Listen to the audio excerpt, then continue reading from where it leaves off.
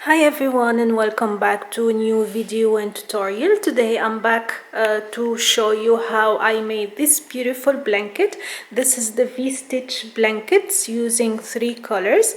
I just finished it, and I'm gonna explain how I made it, and I'll link the video tutorials in the description box or in above this video.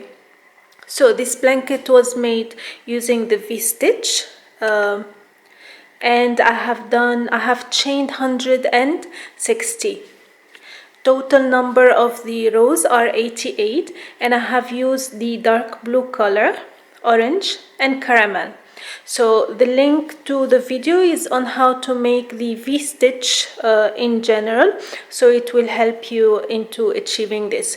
There will also be the written pattern with the details on how to make this blanket, the colors chart, and